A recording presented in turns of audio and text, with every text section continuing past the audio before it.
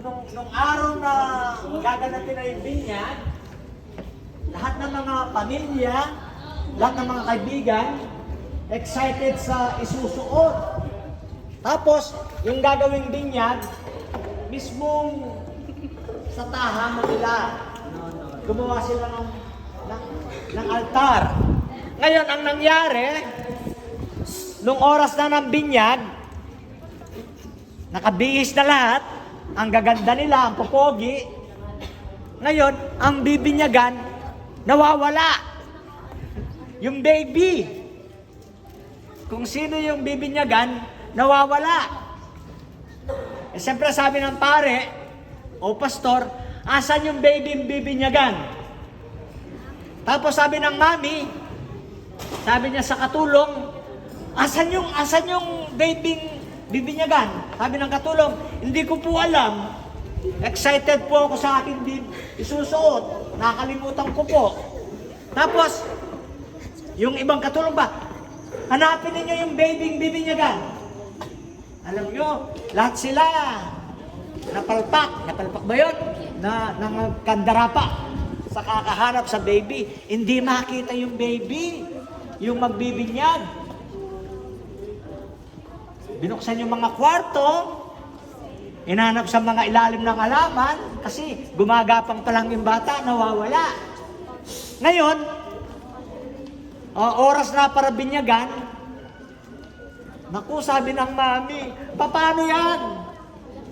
Bibinyagan yung anak ko, nandito na yung pare, yung pastor, nandito na yung mga bisita, maraming pagkain. Ngayon, yung bibinyagan, wala. Umiiyak na yung mami, nawawala yung anak nila. Sabi ng lalaki, ikaw kasi, masyado kang pinopokus mo yung sarili mo. Gusto mo, maganda ka. Ikaw rin, sabi ng nanay, ba't hindi mo tinitignan yung anak natin? Sabi sa katulong, ikaw na nga, bakit pinabayaan mo yung baby? Gusto ko rin pong maging maganda, sabi niya. Excited din po ako sa aking bibihisan. Ngayon, umiiyak na yung mami, wala yung bibinyagan. Baka kinidnap, sabi nila.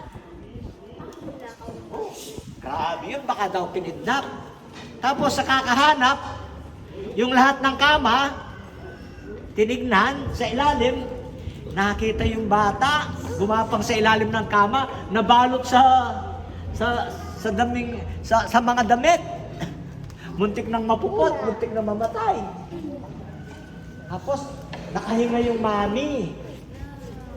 Alam niyo, ang moral ng istorya, yung mga guests, yung mga ninang, mga kamag-anak, excited sila sa sarili nila. Sino ba yung may okasyon? Yung bata.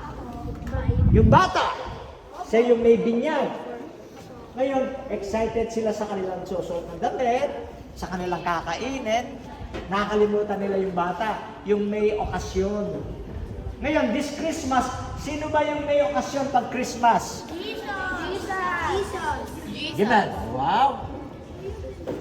Ilang taon mo pinag-aralan yan? Ba't alam mo? Kahit grade 1, alam nyo. Sino bang may okasyon kapag Christmas? Jesus! Si Jesus! Diba? Ito yung tinatawag na pinaka-longest and joyous holiday. Pinakamatagal na sineselebrate, pinakamasaya, maraming pailaw, excited sa mga damit yung mga bata, excited sa regalo, excited sa susuot, pero kayo ba'y may okasyon? It is not our occasion. It is the occasion of Jesus. Sino ba yung may birthday tuwing Christmas? Jesus. Ngayon, ang aking topic, nandito sa Galatians 4 and 6. Sabi dito, ngunit na sumapit ang tamang panahon, sinugo ng Diyos ang kanyang anak, sinilang ng isang babae. Ito yung sinasabi ng historian. Ano ba yung historian? Historian. Yung taong nagkukwento. Tama, storyteller. Sino ba sumulat ng Galatians? Si Pablo. Si Jesus daw, sabi dito, ngunit nung sumapit ang tamang panahon, isinugo ng Diyos ang kanyang anak. Sino ba yung anak ng Diyos? Ano? Jesus. Taga saan ba yung Diyos? Taga langit. Sabi ng Biblia, nung dumating yung tamang panahon, sinugo ng Diyos ang kanyang anak. Tanong ko kanina, taga saan ba si Anggad, Margo? Saan ba yung tira ng Diyos? Sa langit po. Wow! Sa langit. Ngayon, sabi ng Biblia, si Jesus Christ, galing sa langit, sinugo ng Ama. God sent His Son. Ano ba yung John 3:16? For God so loved the world that He gave His only begotten Son. God sent His Son. Ngayon, galing sa langit, ibig sabihin, si Jesus Christ, before He was born, galing ng langit. Gusto ba ninyong makapunta ng langit? Opo! Sabi, pag gusto mo raw pag gusto mo makita yung langit, kailangan mamatay ka muna. Gusto na ba ninyong mamatay? Hindi po!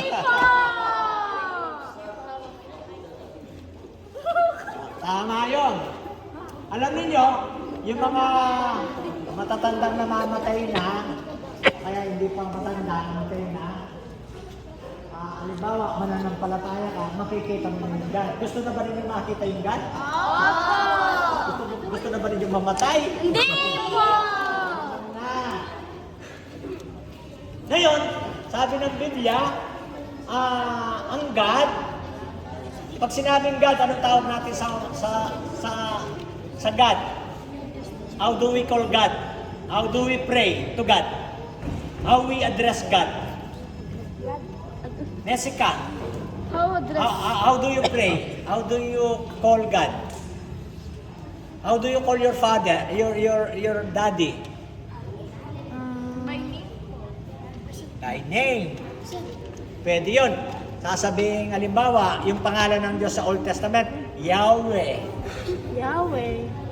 Yung iba naman, tinatawag siyang Jehovah. Ano ba? Messiah. Elohim. Maraming pangalan ng Diyos. Alam niyo, pero minsan, because of respect. Halimbawa, tinatawag ba ninyo yung daddy niyo sa pangalan? Hindi po. Anong tawag niyo sa daddy niyo? Papa. Papa. Daddy. Daddy. Yung kapampangan, anong tawag sa ng tatay? Tatang.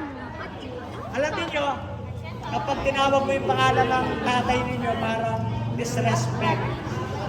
Bawal, halimbawa, pangalan ng tatay ko, John Paul. pengin pera, ganun ba?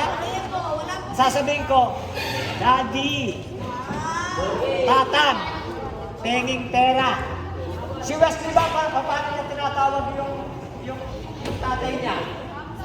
Papa. Wow. Alam niyo yung papa, class mayaman. Yung tata, kapampangan, parang ordinaryo lang. Pag sinabi mong daddy, palaging masarap ang ulam. Ngayon, ang God, sinugo niya ang kanyang bugtong na anak, si Jesus Christ. Saan galing si Jesus Christ? To heaven. Tignan ninyo yung John 3:13, ano? John 3:13, sabi dito,